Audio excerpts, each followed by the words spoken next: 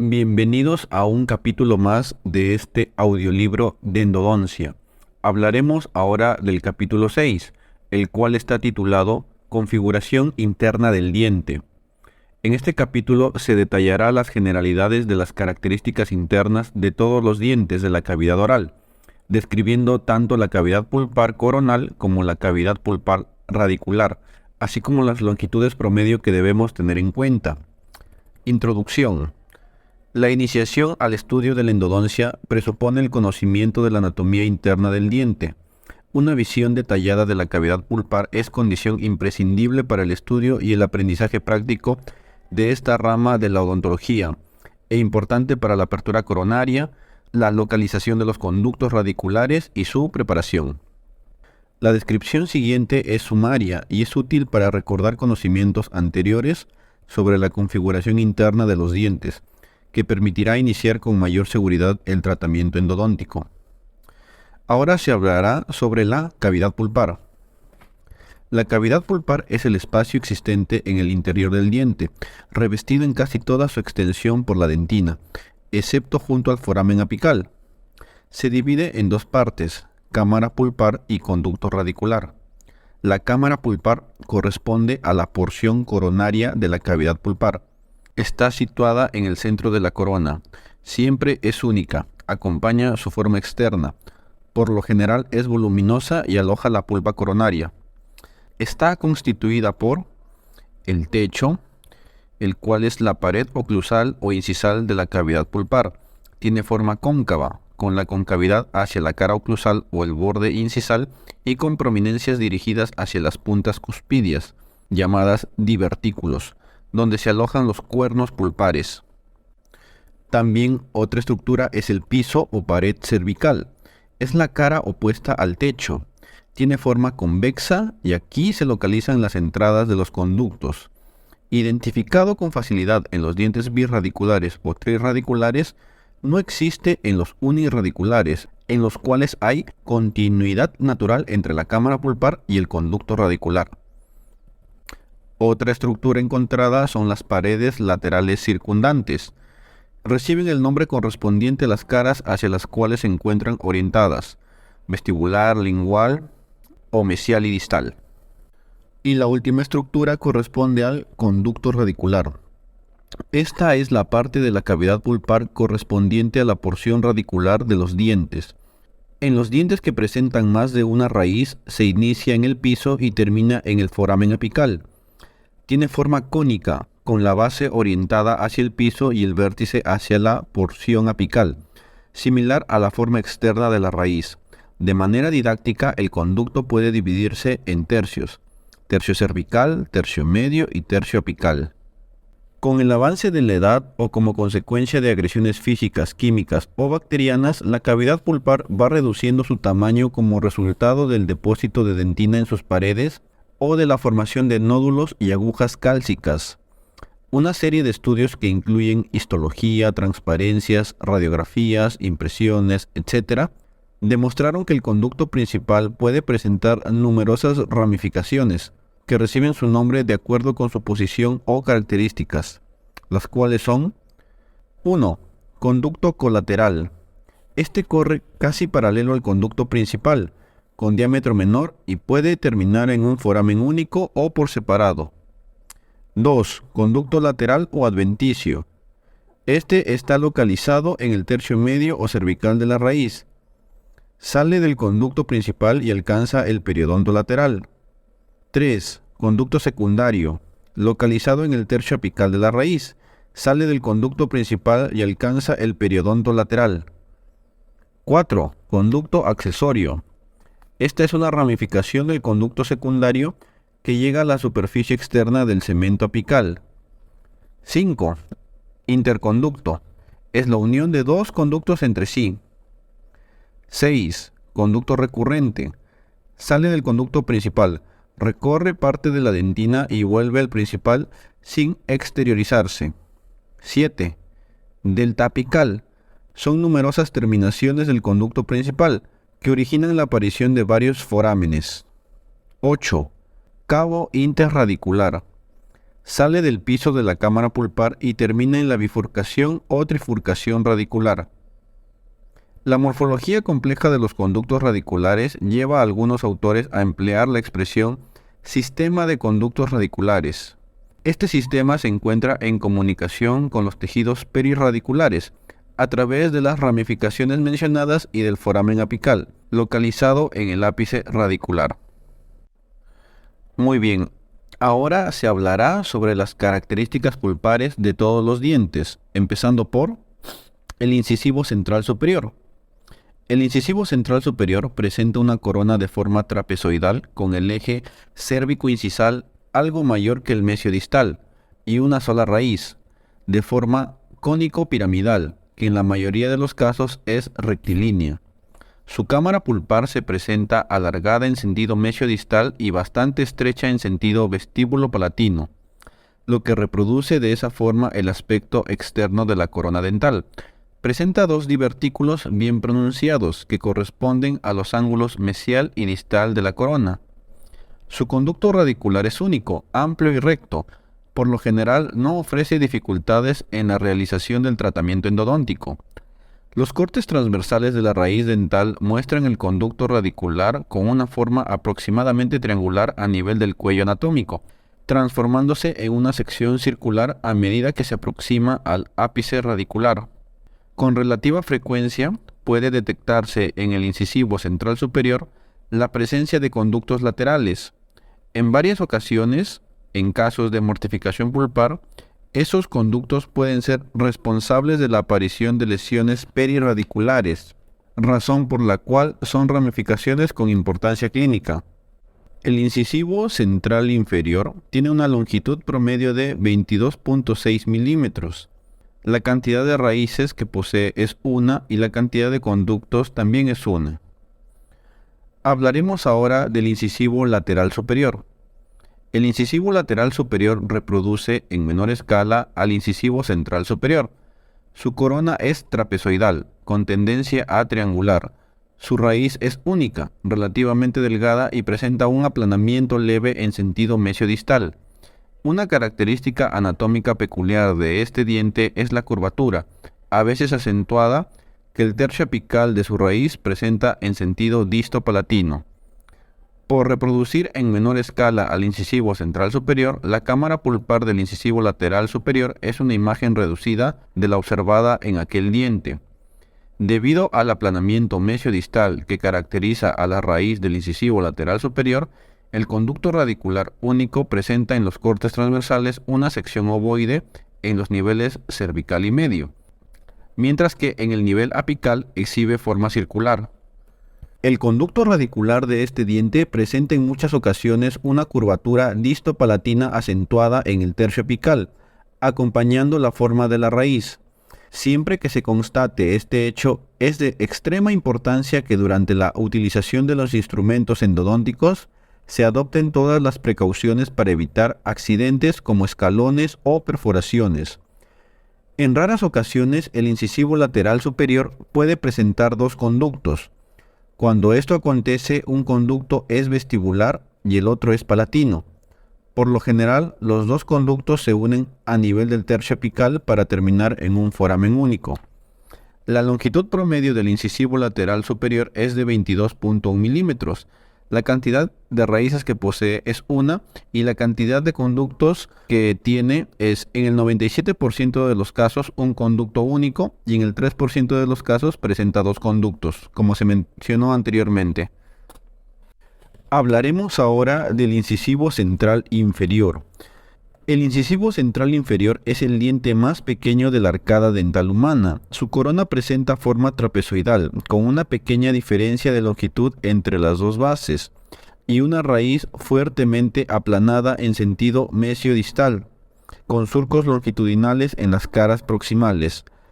La cámara pulpar en el nivel incisal se encuentra aplanada en sentido vestíbulo-lingual, y sufre un aplanamiento inverso en el sentido mesiodistal en las proximidades del cuello anatómico.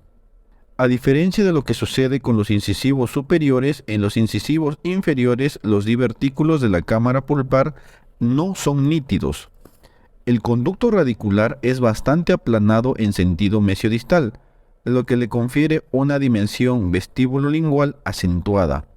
Ese achatamiento mesiodistal a veces es tan grande que determina la división del conducto radicular en dos, uno vestibular y uno lingual. En la mayoría de los casos, estos conductos convergen para terminar en un foramen apical único. En algunos casos, en cambio, siguen trayectorias independientes y terminan en el ápice en forámenes separados.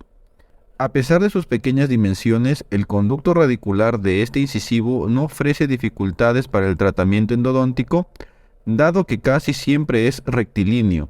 Sin embargo, cuando hay dos conductos, los procedimientos operatorios son más complicados. La longitud promedio de este diente es de 21 milímetros. La cantidad de raíces es 1 y la cantidad de conductos es 73.4% de los casos tiene un solo conducto y el 26.6% de los casos presenta dos conductos. Respecto al incisivo lateral inferior, podemos decir que se asemeja en todo al incisivo central inferior. No obstante, sus dimensiones son algo superiores a este. Al igual que el incisivo central inferior, puede presentar dos conductos, pero suele aparecer con menor frecuencia. Hablaremos ahora del canino superior. El canino superior es el diente más largo de la arcada dental humana. Alcanza longitudes muchas veces inusuales, en ocasiones superiores a 30 milímetros. Esas medidas determinan la realización de una odontometría cuidadosa. La corona presenta forma pentagonal y la raíz es única, de forma cónico-piramidal, con sección aproximadamente triangular. Con relativa frecuencia, su porción apical posee curvatura hacia distal y a veces en sentido vestíbulo-distal. La cámara pulpar reproduce, en líneas generales, la forma externa de la corona. Posee un divertículo bastante pronunciado en razón de la forma cuspídea del canino. El conducto radicular es único, amplio y presenta en los niveles cervical y medio una sección ovoide, con la dimensión vestíbulo-palatina mucho mayor que la mesiodistal. En el tercio apical su forma es aproximadamente circular. En virtud de esas características, por lo general el canino superior es un diente fácil de tratar, excepto en los casos en que tiene longitud exagerada, por la inexistencia de instrumentos endodónticos de uso habitual con longitud superior a 31 milímetros, en cuyo caso se emplean recursos de la técnica para lograr la conformación adecuada del conducto radicular. De la misma manera, las dimensiones generosas del conducto en sentido vestíbulo-palatino a veces pueden dificultar su preparación y su obturación correctas. Respecto a la longitud promedio, es de 27.2 milímetros. La cantidad de raíces es una y la cantidad de conductos también es única. Respecto al canino inferior, podemos decir que este diente es muy semejante al canino superior. Sin embargo, es proporcionalmente menor en todas las dimensiones. La mayoría de las veces presenta una sola raíz, muy aplanada en sentido mesiodistal. En ocasiones puede tener dos raíces. Cuando esto pasa, una es vestibular y otra es lingual. La cavidad pulpar es semejante a la del canino superior, aunque más aplanada en sentido mesiodistal y por consiguiente con dimensión vestíbulo-lingual acentuada. En cortes transversales, el conducto radicular presenta en los tercios cervical y medio una forma ovoide, con mayor diámetro vestíbulo-lingual y fuerte aplanamiento mesiodistal. En el tercio apical, el conducto asume un contorno aproximadamente circular. El aplanamiento mesiodistal que caracteriza a la raíz de este diente puede determinar la división del conducto radicular en dos ramas, una vestibular y una lingual, que pueden seguir trayectorias independientes o unirse a alturas variables de la raíz, para terminar en el ápice radicular en un solo foramen. La longitud promedio de este diente es de 25 milímetros. La cantidad de raíces, según las probabilidades, son de 94% que tenga una sola raíz y 6% que tenga dos raíces. Según las probabilidades, la cantidad de que tenga un conducto es de 88.2% y la probabilidad que tenga dos conductos es de 11.8%. Hablaremos ahora sobre la primera premolar superior. La corona del primer premolar superior tiene aspecto aproximadamente cuboide, con dos cúspides, una vestibular y una palatina. Su dimensión vestíbulo-palatina es mayor que la mesiodistal. En el 61% de los casos presenta dos raíces, una vestibular y una palatina. En el 35.5% de los casos puede presentar una raíz única y en un porcentaje mucho menor, 3.5%, tres raíces, dos vestibulares y una palatina. Cuando tiene dos raíces, la vestibular puede presentar un surco muy pronunciado en su superficie palatina que reduce el área de su sección circular y la torna propensa a perforaciones cuando se realiza la preparación del conducto. La cámara pulpar acompaña la forma externa de la corona. Presenta un fuerte aplanamiento mesiodistal y es bastante alargada en sentido vestíbulo-palatino.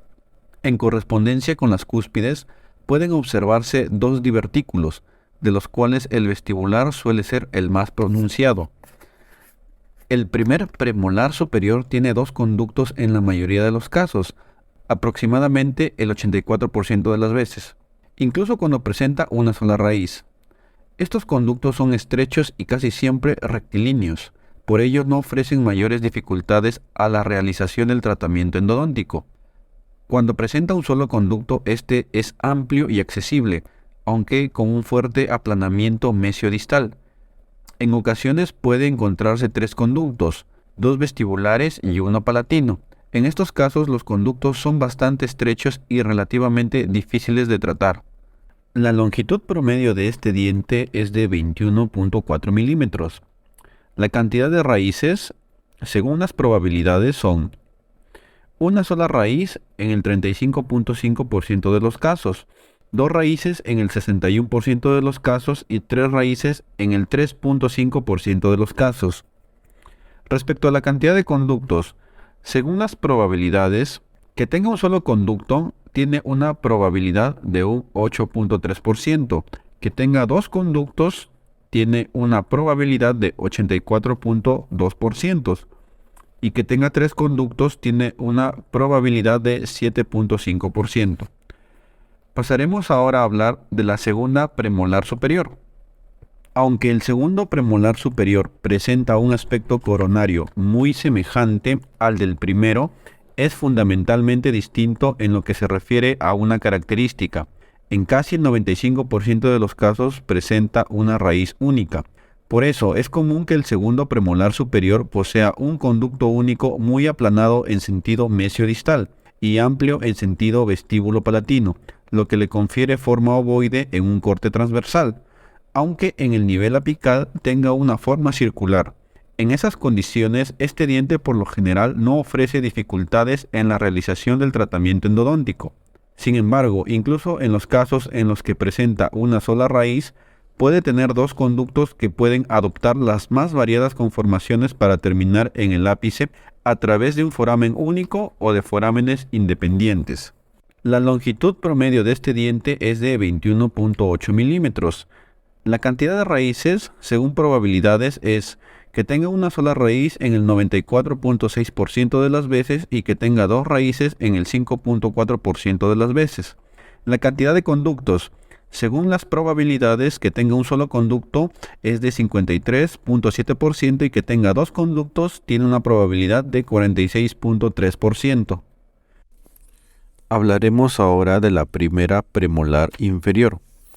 El primer premolar inferior presenta la corona con forma de cubo y dos cúspides. Por lo general suele tener una sola raíz de sección ovoide aplanada en sentido mesiodistal. Algunas veces presenta una división de la raíz en dos ramas, una vestibular y una lingual, con frecuencia en el nivel del tercio apical. Sin embargo, raras veces puede presentar tres raíces, dos vestibulares y una lingual. La cámara pulpar presenta una forma aproximadamente cuboide, a semejanza de lo que ocurre con su corona, y exhibe en el techo dos divertículos, el vestibular bastante pronunciado y el lingual en extremo reducido. El conducto radicular, cuando es único, es amplio y fácil acceso. Su sección es elíptica, con mayor diámetro vestíbulo-lingual a nivel de los tercios cervical y medio, y adquiere una forma aproximadamente circular a la altura del tercio apical. Cuando hay 2 o 3 conductos, estos por lo general son de difícil acceso y tratamiento, en especial si la división se produce en el nivel del tercio apical. En esas condiciones, los conductos, además de ser estrechos, son muy divergentes en relación con el eje mayor del diente, lo que dificulta de sobremanera un abordaje y un tratamiento adecuado. La longitud promedio de este diente es de 21.6 milímetros. La cantidad de raíces, según las probabilidades, que tenga una raíz tiene una probabilidad de 82%, que tenga 2 raíces tiene una probabilidad de 18%. Cantidad de conductos, que tenga solo un conducto, encontramos en el 66.6% de los casos. Que tenga 2 conductos, lo encontramos en el 31.3% de los casos, y que tenga 3 conductos en el 2.1% de los casos. Segunda premolar inferior. El segundo premolar inferior es muy semejante al primero desde el punto de vista anatómico. No obstante, las variaciones en cuanto al número de conductos son bastante menores que aquellas presentadas por el primero. La longitud promedio de este diente es de 22.1 milímetros. La cantidad de raíces, que tenga una sola raíz, encontramos en el 92% de los casos, y que tenga 2 raíces lo encontramos en el 8% de los casos. La cantidad de conductos, es probable que encontremos un solo conducto en el 89.3% de los casos, y que encontremos 2 conductos en el 10.7% de los casos. Primera molar superior. La corona del primer molar superior es tetracúspide, con cúspides bien definidas y voluminosas. Presenta 3 raíces, la mayor parte de las veces bien diferenciadas, 2 vestibulares y una palatina. La raíz mesiovestibular es aplanada en sentido mesiodistal y amplia en sentido vestíbulo-palatino, y por lo general presenta una curvatura hacia distal, a veces acentuada. La raíz distovestibular presenta dimensiones menores que la mesiovestibular y tiene forma cónica. Su sección transversal es aproximadamente circular, mientras que la mesiovestibular es ovoide debido al aplanamiento mesiodistal. Además, la raíz distovestibular no muestra con tanta frecuencia curvaturas acentuadas, como es habitual que acontezca con la raíz mesiovestibular. La raíz palatina es la más voluminosa, posee forma cónica y presenta sección circular o algo ovoide. Puede ser recta o curva. Cuando es curva, por lo general, el sentido de la curvatura suele hallarse hacia vestibular. La cámara pulpar, de forma aproximadamente trapezoidal, casi siempre es amplia y presenta 4 divertículos bien nítidos, que se corresponden con las 4 cúspides que ese diente posee. Los vestibulares siempre se proyectan más que los palatinos, y los mesiales más que los distales. La cámara pulpar es alargada en sentido vestíbulo-palatino y estrecha en sentido mesiodistal. El piso de la cámara pulpar es convexo y de aspecto regular, y aproximadamente triangular o trapezoidal, con la base mayor hacia vestibular y la menor hacia palatino. En los ángulos de ese triángulo se ubican las entradas de los conductos. El palatino, de fácil localización y de acceso por ser bastante amplio, el mesiovestibular, de abordaje más difícil en virtud de su posición, y el distovestibular, que a pesar de poseer menor diámetro que el mesiovestibular, es de acceso más fácil que este, en función de la posición en que se aborda. La entrada del conducto distovestibular ocupa una posición más palatina si se la compara con la mesiovestibular. El primer molar superior puede presentar 3 o 4 conductos. El conducto palatino es amplio, de fácil acceso, rectilíneo o con una curvatura leve hacia vestibular, y posee una sección circular o algo ovoide. El conducto distovestibular es bastante estrecho y puede o no presentar curvaturas. El conducto mesiovestibular con frecuencia es curvo, a veces de manera acentuada, y presenta sección en forma de hendidura, que se dispone en sentido vestíbulo-palatino. El aplanamiento mesiodistal que caracteriza a la raíz mesiovestibular determina muchas veces la existencia de 2 conductos, uno vestibular, que es el conducto vestibular de la raíz mesiovestibular, y otro conducto palatino, que es el conducto palatino de la raíz mesiovestibular. Esta duplicidad de conductos en la raíz mesiovestibular del primer molar superior ocurre en un elevado número de casos. Esos conductos pueden unirse en alturas variables de la raíz para terminar en un foramen único, o presentar trayectorias independientes hasta el ápice y forámenes separados. Son atrésicos y de difícil tratamiento, en especial el ramo palatino. La longitud promedio del primer molar superior es de 21.5 milímetros. La cantidad de raíces que posee es 3, y la cantidad de conductos, según las probabilidades, que encontremos 3 conductos es en un 30% de los casos y que encontremos 4 conductos es en un 70% de los casos.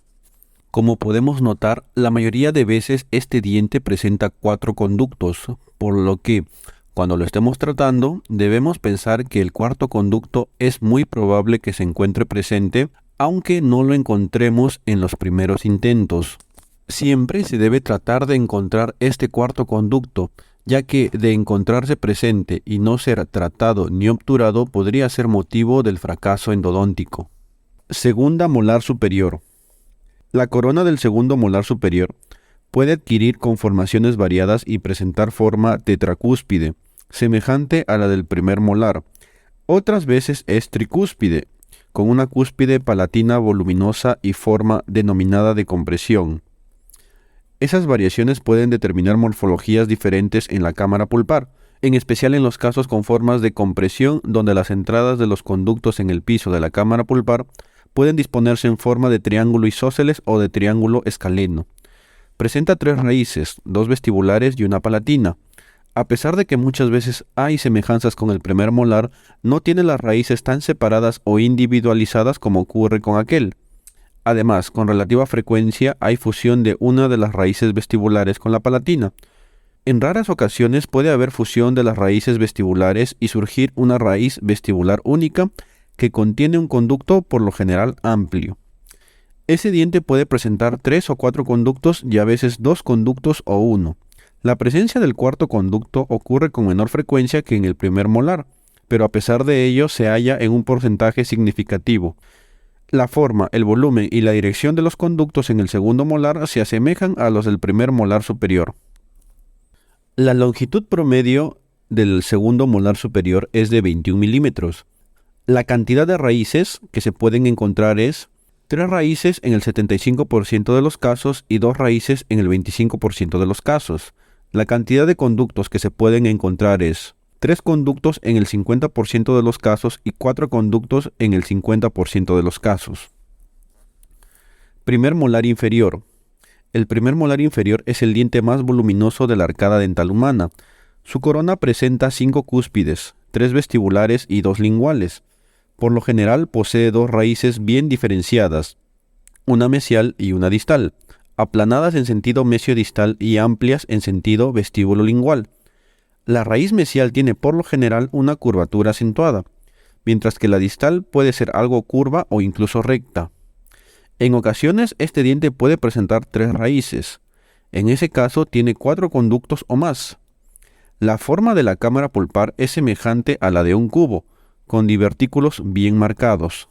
El piso de la cámara pulpar es convexo y de forma trapezoidal, con la base mayor hacia mesial y la menor hacia distal. En los ángulos de ese trapecio se localizan las entradas de los conductos, que la mayoría de las veces son 3, mesiovestibular, mesiolingual y el distal. En una cantidad significativa de casos tiene 4 conductos, 2 en la raíz mesial y 2 en la raíz distal, distovestibular y distolingual. Muy rara vez puede presentar 2 conductos, uno mesial y uno distal. También muy rara vez los primeros molares inferiores pueden tener 5 conductos, 3 mesiales y 2 distales. Cuando presenta 3 conductos, el distal es amplio, de forma aproximadamente oval, y con una curvatura suave o a veces recto. Cuando tiene 4 conductos, los 2 distales son de dimensiones más reducidas que en los casos de conducto único. Cuando tiene 2 conductos, estos en general son amplios con forma oval en sentido vestíbulo-lingual, acompañando la anatomía radicular. La sección de los conductos presenta en el nivel apical una forma aproximadamente circular, como ocurre con todos los demás dientes hasta aquí nombrados. La longitud promedio de la primera molar inferior es de 21 milímetros. La cantidad de raíces que podemos encontrar es 2 raíces en el 97.5% de los casos y 3 raíces en el 2.5% de los casos. La cantidad de conductos. Podemos encontrar 2 conductos en el 8% de los casos, 3 conductos en el 56% de los casos y 4 conductos en el 36% de los casos. Segunda molar inferior. El segundo molar inferior se asemeja en tamaño al primero, pero es menor en proporción. La corona tiene 4 cúspides y las raíces en general 2. No se encuentran tan diferenciadas como en el primer molar inferior y puede incluso presentar una fusión total o parcial, lo que no es común en el primer molar inferior. En lo que se refiere a la anatomía dentaria de la cavidad pulpar, valen las mismas consideraciones hechas para el primer molar inferior. En algunas ocasiones los autores encontraron segundos molares inferiores con un solo conducto. La longitud promedio de este diente es de 21.7 milímetros y la cantidad de raíces que podemos encontrar es 2 raíces en el 98.5% de los casos y 3 raíces en el 1.5% de los casos. Respecto a la cantidad de conductos, podemos encontrar 2 conductos en el 16.2% de los casos, 3 conductos en el 72.5% de los casos y 4 conductos en el 11.3% de los casos. Una observación importante que debemos hacer es que los terceros molares presentan grandes variaciones anatómicas, no solo en relación con la forma, sino también con el número de conductos, lo que dificulta la descripción de un modelo patrón, por lo cual no formulamos consideraciones sobre esos dientes. Antes de finalizar el capítulo, hablaremos sobre un tópico llamado ápice radicular, consideraciones anatómicas de interés endodóntico. Es importante considerar algunos tópicos relacionados con la anatomía del ápice radicular y en especial de la cavidad pulpar en ese nivel.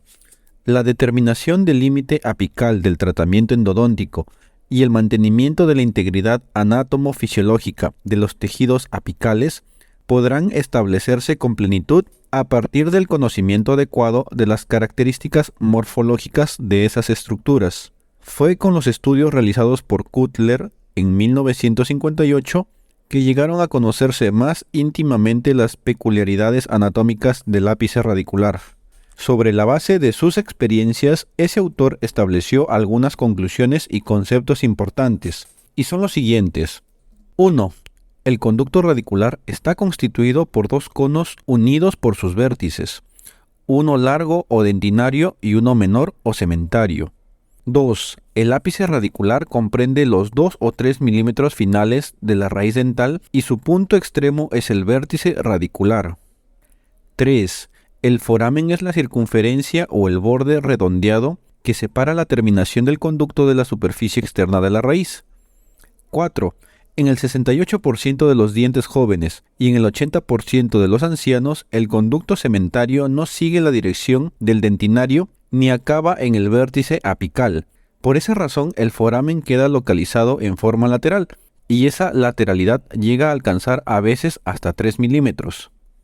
5. En la zona de unión entre el conducto dentinario y el conducto cementario, denominado límite CDC, conducto dentina-cemento, hay una constricción que mide en promedio 224 micrómetros en los jóvenes y 210 micrómetros en los ancianos. 6. El foramen presenta un diámetro superior al doble del diámetro del CDC en los jóvenes y superior al triple en la edad avanzada. 7. El diámetro del foramen apical aumenta con la edad y por consiguiente es menor en los jóvenes que en los adultos. Con esto terminamos el capítulo 6 y como conclusiones importantes debemos decir que conocer la anatomía interna de los dientes es de mucha importancia, ya que con eso podremos avanzar de forma rápida y segura en nuestros procedimientos, disminuyendo los riesgos de perforaciones o falsas vías que se puedan generar. Es importante mencionar que, aunque hay piezas de un solo conducto, no debemos pecar de exceso de confianza y siempre avanzar con cautela y precaución. Además, conocer las longitudes promedio nos permite tener conciencia de qué longitud de lima debemos escoger y cuántos milímetros aproximadamente debemos de ingresar al momento de realizar la exploración. Esto, claro, ayudándonos con nuestra radiografía preoperatoria. Si te gustó el capítulo, dale like, suscríbete y comparte. Escríbeme en los comentarios qué otros audiolibros de odontología te gustaría que tratemos en el canal.